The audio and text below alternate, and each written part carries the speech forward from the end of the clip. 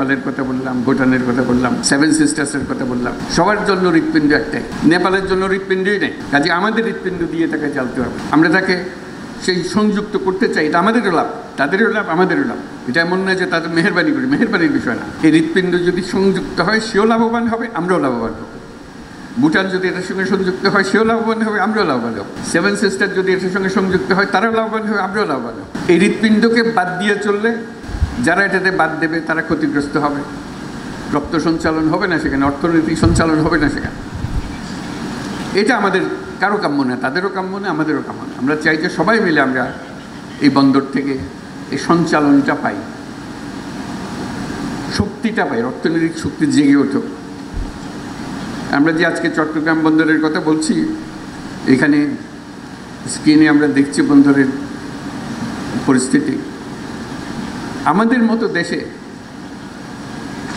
আমরা তো একটা বন্দর নিয়ে কথা বলছি, কয়েকটা টার্মিনাল নিয়ে কথা বলছি, তার এরকম 20টা 30টা বন্দর টার্মিনাল ভরে আছে, একদম বিশ্বমাপের, বিশ্ব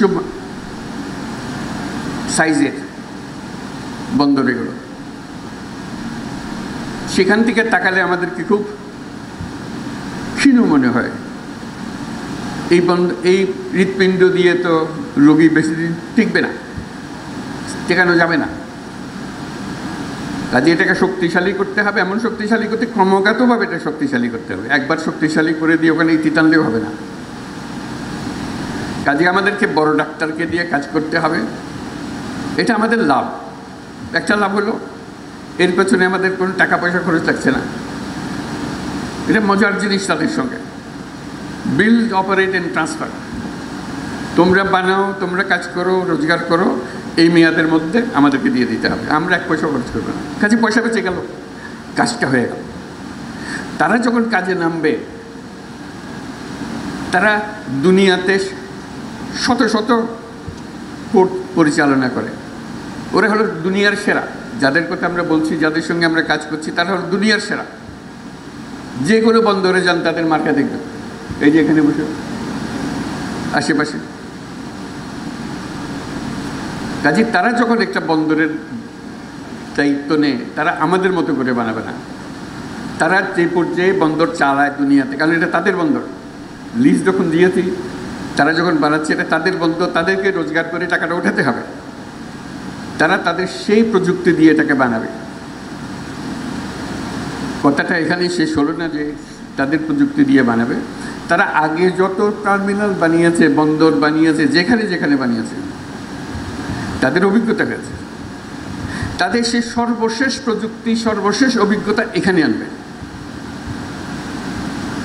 যখন শুরু করেছিল তখনকার অভিজ্ঞতা না, যখন এখন যেটা করছে যে এই বন্দরে আমরা এমন করব যাতে টাকাটা তাড়াতাড়ি তুলতে পারি, আরও বেশি টাকা উঠাতে পারি। এটা আমাদের লাভ।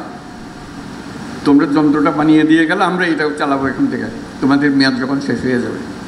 আমাদের টাকা লাগলো না, আমাদের অভিজ্ঞতা লাগলো না, তাদের অভিজ্ঞতা দিয়ে শুরু হলো।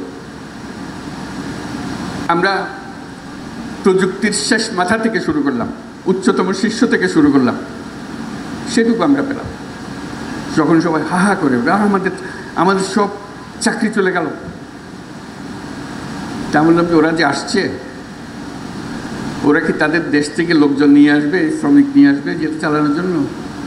ওরা তো তোমাদের এখান থেকে লোক নিয়ে যায় তাদেরগুলো চালানোর জন্য।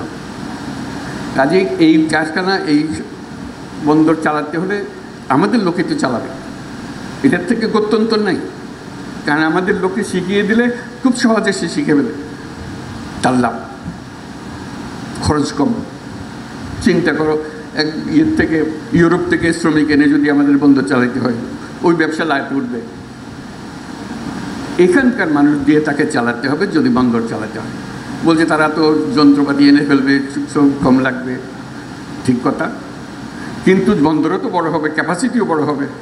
কাজে যেখানে আগে একজন লাগতো, এখন বন্দর বড় হওয়ার কারণে সেখানে 5 জন লাগবে, প্রযুক্তি সত্ত্বেও। সেটা রইল।